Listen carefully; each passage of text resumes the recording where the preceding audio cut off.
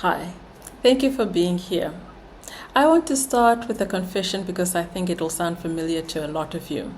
My own interactions with AI have been varied, and I have used it for plenty of assignments over the years. And I have to be honest, the very first time I used it, I was using it simply to get an answer, to get the thing done, and it worked. I ended up with a beautifully worded document. It even contained ideas I had not come up with on my own. It looked excellent. But here's what I noticed afterwards. I walked away from that assignment not understanding the very concepts I was supposed to have learned. I had the output, I had lost the learning. And that I have come to believe is where almost all of the fear around AI and academic integrity actually comes from. Not from getting help, from outsourcing the thinking. So today is not a lecture about rules, it's about something more useful. How to use these tools so that you come out on the other side genuinely smarter. Whether you're a student sitting finals, a registrar preparing for a fellowship, a consultant taking on a subspecialty, or someone who teaches all of the above.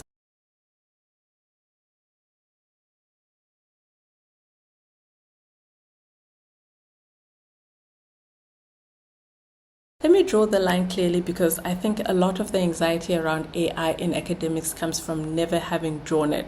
There is a reason we ask children to have their parents help them with their homework. It is not so the parents does the homework. It is so the parent comes to understand the child a little better, learns how to teach them, and has the patience to walk them through it.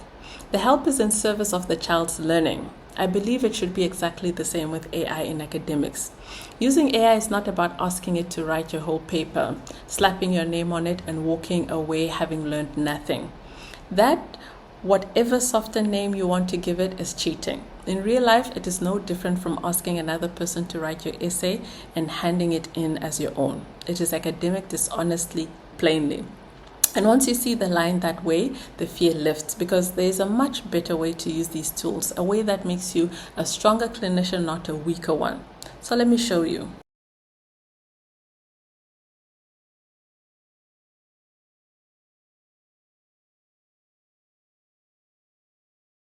So the first technique is simple to describe and transformative in practice.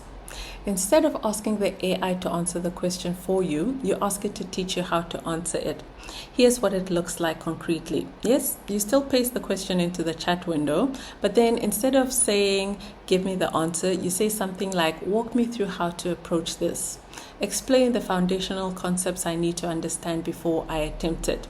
Notice what has just changed. The model is no longer handing you a finished product to copy. It is building the scaffolding underneath your own understanding. You're still going to do the thinking, but now you're equipped to do it. And it gets better because you can use it the way a good teacher uses you. Write your own answer down first, then paste it in and ask the model to critique it. Not to rewrite it, but to push you. Ask it, where's my reasoning weak? What have I not considered? What would deepen this? A good model would do exactly what a good consultant does on a ward round. It will prompt you to think harder. It will surface a piece of information that lets you dissect the problem further. It will build on your understanding through the back and forth, layer by layer. One small practical note. You do not have to do this by typing. Most of these tools now let you speak to them and have them speak back. For many learners and for anyone studying on the move between shifts in the car, talking through a concept out loud with a model, the way you might talk it through with a study partner, is one of the most natural ways to learn. Use whichever suits how you think. And if you teach, the same idea. Hand it to your juniors. For those of you who supervise students or registrars, this is also how you coach them to use AI honestly. The instruction is short and it works. Do not ask it to write you an answer. Ask it to teach you the concept and then test you on it. When a junior brings you an AI polished work, the most useful question is not an accusation. It is simply explain this to me in your own words. If they truly learned with the tool, they will sail through it. If they outsource the thinking, the gap shows immediately, and that gap gently surface becomes the teaching moment. You are not policing AI. You are teaching them how to use it in a way that actually makes them better.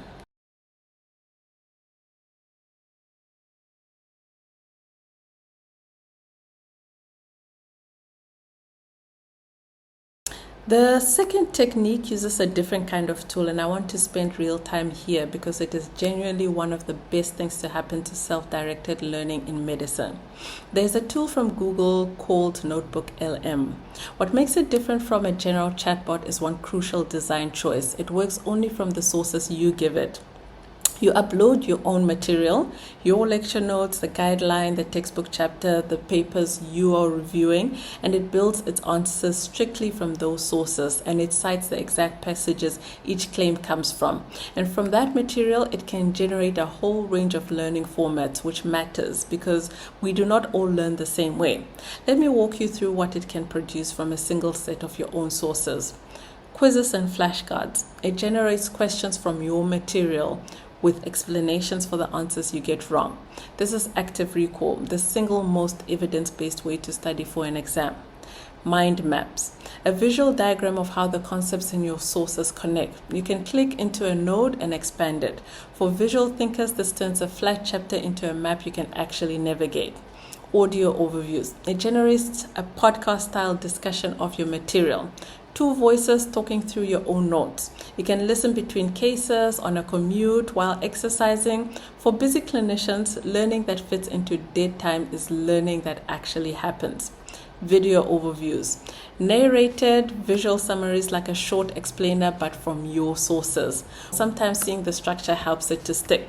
Study guides, briefing documents, and FAQs, structured written summaries that pull the key points out of a long, dense source into something you can revise from quickly.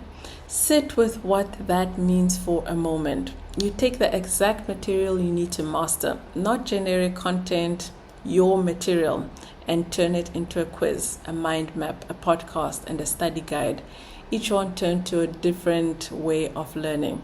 That is a personal tutor built entirely around the thing you actually have to know. And it serves every level in this room. The student turns the lecture into flashcards. The registrar turns the fellowship reading list into audio overviews for the drive-in. The consultant turns the dense guideline into a mind map and a quiz. Same tool, every stage of your career.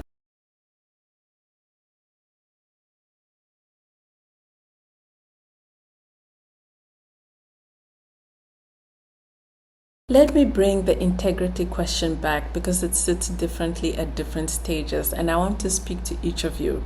If you are a student, the temptation to let AI write the assignment is real and the cost is hidden. You pass the assignment and fail yourself because the patient in front of you one day will not be an assignment you can outsource. Learn it now, properly, while the stakes are still only marks. If you are studying for a board or fellowship, AI is the best study partner you have ever had, but only if you let it test you rather than tell you. Use it to find the holes in your knowledge before the examiner does. If you're an expert taking on something new, the humility to be a learner again is a strength, and these tools let you get up to speed without pretending you already know. There is no shame in turning a guideline you are mastering into a quiz for yourself. And if you teach, and most of us teach someone, then how you use AI is the example your juniors will copy. If they see you use it to think harder, they will learn to use it to think harder. If they see you use it to cut corners, they will learn that too.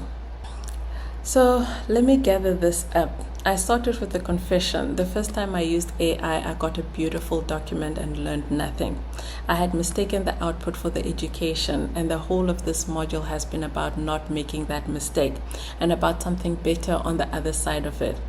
Used as a ghostwriter, AI quietly makes you weaker. Used as a tutor, it makes you sharper every time. Ask it to teach you and to test you, not to answer for you. Take your own material and turn it into quizzes, mind maps, audio, study guides, turned to how you actually learned. And keep the one caution close. These tools still err. So learn from your sources and verify against them. Here's what I most want you to leave with. AI does not have to be that thing that erodes academic integrity. Used well, it can make you both a better learner and a better teacher than when you were without it. Because the goal was never to get the answer. The goal was always to understand. So that one day, with a real patient in front of you and no chat window to hide behind, the knowledge is genuinely yours.